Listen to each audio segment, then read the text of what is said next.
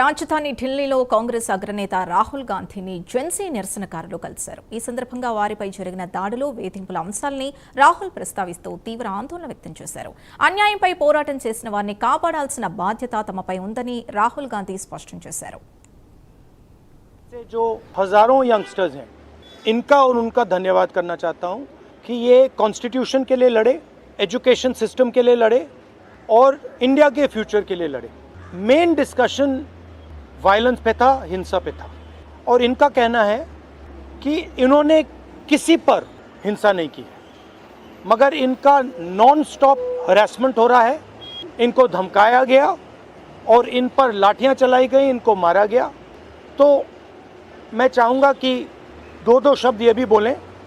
बहुत अच्छा लगा क्योंकि मेन बात इन्होंने बोली कि देखिए, जब अन्याय होता है, चाहे किसी और पे भी अन्याय होता है, एज ए सिटीज़न हमारी जिम्मेदारी है कि उस व्यक्ति को हम प्रोटेक्ट करें, उसकी रक्षा करें.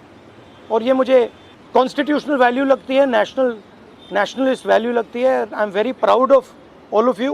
I am very proud of every single young person who has done this.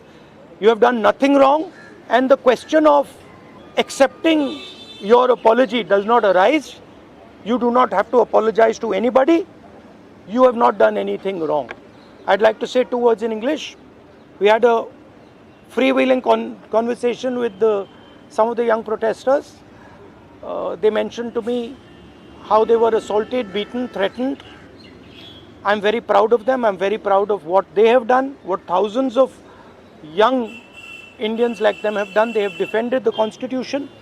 They have protected the idea of India. They have protected India's future. Complaining about the education system, which is a flawed system, a collapsing system, a useless system, is not a crime.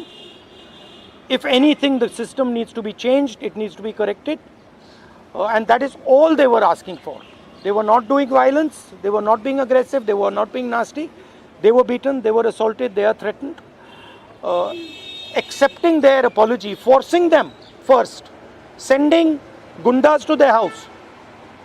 महिलाओं के घर में गुंडा भेजने के बाद forcibly उनसे apology, 15 साल की बच्ची से अपॉलॉजी लेना और फिर उस अपॉलॉजी को एक्सेप्ट करना, accepting that apology is complete nonsense. We do not accept it.